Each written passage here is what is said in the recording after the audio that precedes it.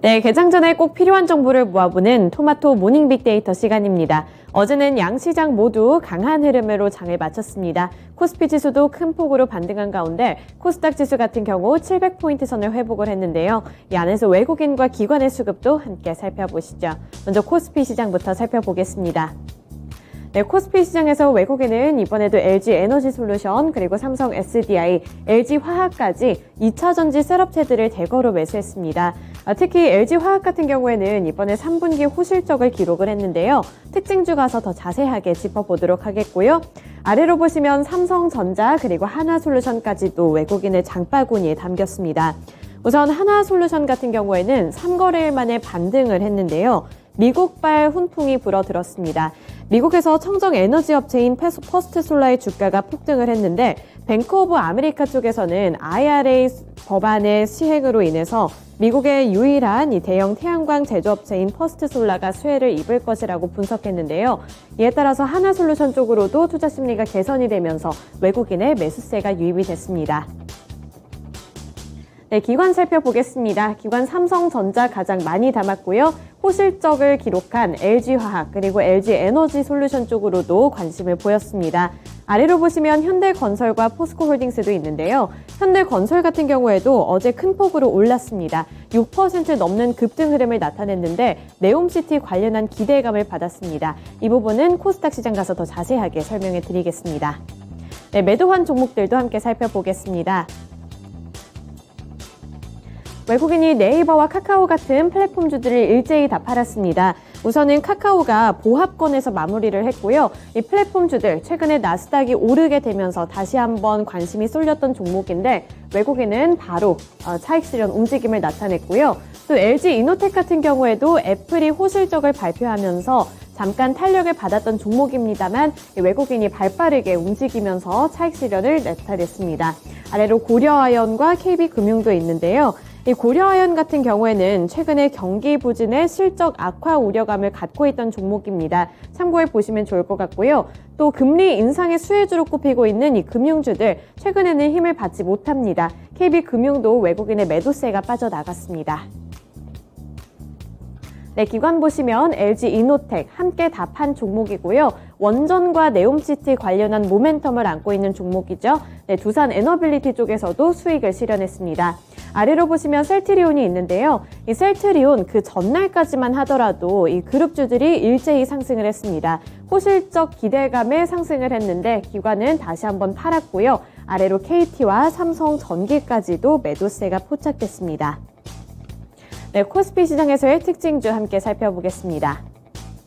LG화학인데요. 이 LG화학이 3분기에 첨단 소재 부문의 호실적을 기록을 하면서 주가가 급등을 했습니다.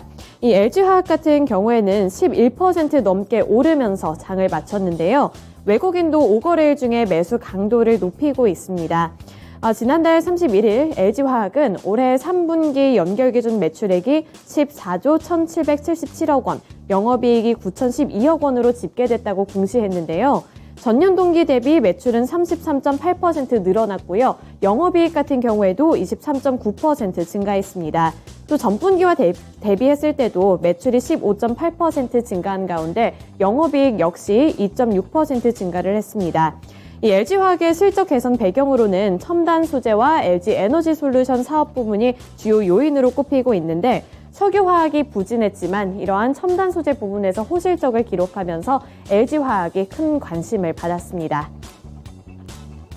네, 코스닥 시장으로 넘어가 보겠습니다.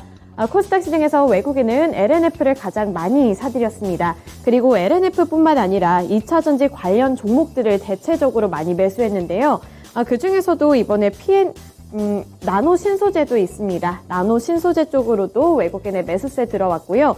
그리고 어제 가장 큰 관심을 받았던 종목 중 하나가 유신입니다. 네옴시티 관련해서 큰 모멘텀을 안고 있는데요. 특징주 가서 더 자세하게 보겠습니다. 나머지 아바코와 TSE 쪽으로도 외국인의 매수세가 큰 폭으로 나타났습니다. 네, 기관도 마찬가지로 주제가 뚜렷합니다. 2차전지 관련 종목들인데요. 나노신소재, LNF, PNT, 엔캠, 그리고 아래로 보시면 성광밴드까지 매수를 했습니다. 우선 PNT 같은 경우 2차전지 장비 관련 종목으로 꼽히고 있는데요. 2차전지를 향한 투자 심리가 개선되고 있는 가운데 이제는 소재뿐만 아니라 장비 쪽도 눈여겨봐야 한다는 증권가의 평가도 함께 나오고 있습니다.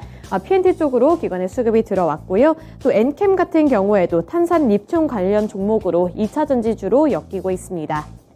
매도한 종목들 살펴보겠습니다.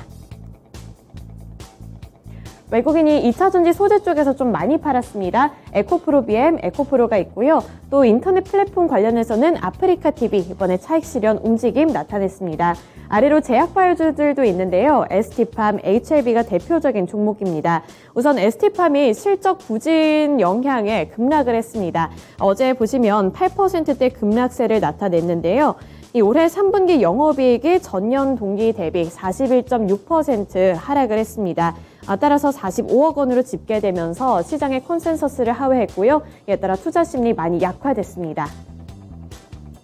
기관 보시면 엔터즈 쪽에서 SM 가장 많이 팔았고요. ST팜 이 부진한 실적 때문에 외국인과 기관이 동반 매도한 종목입니다. 그리고 2차전지 관련해서 에코프로가 있고요. 앞서 살펴봤다시피 셀트리온 그룹주들 최근에 상승하는 흐름을 나타냈는데 이번에는 조정을 받으면서 기관 쪽에서도 매도세를 나타냈습니다. 네, 이어서 특징주 살펴보겠습니다. 첫 번째로 유신입니다. 네옴시티 기대감 때문에 상승을 했고요. 그리고 우크라이나에 대한 휴전 가능성 때문에 강세 흐름을 나타냈습니다. 이 원희룡 국토교통부 장관이 사우디아라비아의 네옴시티 수주에 적극성을 띠면서 어제 이 네옴시티 관련 종목들이 상승세를 나타냈는데요. 이 해외 건설과 플랜트의 날을 맞아 원희룡 국토교통부 장관은 대규모 해외 프로젝트 수주를 위해 민관 합동팀을 구성해 전방위적으로 지원하겠다고 밝혔습니다. 또 원 장관은 사우디 네옴시티 등 해외 인프라 사업에 진출을 하겠다며 내달 5일 사우디를 찾아 국내 기업들을 홍보할 계획이라고 밝혔습니다. 유신도 이렇게 네옴시티 관련 종목으로 엮이면서 탄력을 받았는데 여기에 호재가 한 가지 더 있었습니다. 이 러시아의 외무장관이 우크라이나 휴전 협상에 대한 언급까지 하게 되면서 더 큰 탄력을 받은 건데요.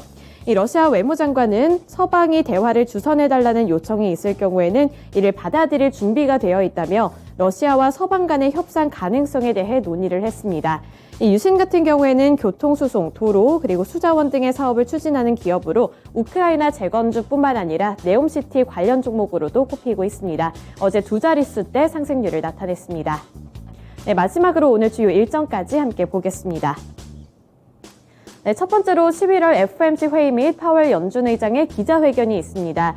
여기서 자이언트 스텝이 될지 결정이 될 것 같은데요. 우선 이번까지는 자이언트 스텝이 더 유력한 후보로 나타나고 있습니다. 체크해 보셔야 될 것 같고요. 또 두 번째로 보시면 미국의 10월 ADP 취업자 변동지수를 확인하실 수 있습니다. 이 ADP 전미 고용 보고서는 이틀 뒤에 발표될 미국 고용 보고서의 선행지표로 여겨지고 있는데요. 오늘 노동시장이 이 금리 인상에 가장 큰 영향을 미치는 중요 지표 중 하나인 만큼 미리 체크를 해보시면 좋을 것 같습니다. 또 마지막으로 QRT의 신규 상장이 예정되어 있는데요. 반도체 신뢰성 분석업체로 반도체 관련 종목으로 꼽히고 있습니다. 공모가는 44,000원이고요. 그리고 미래에셋증권이 대표 주관사로 되어 있습니다.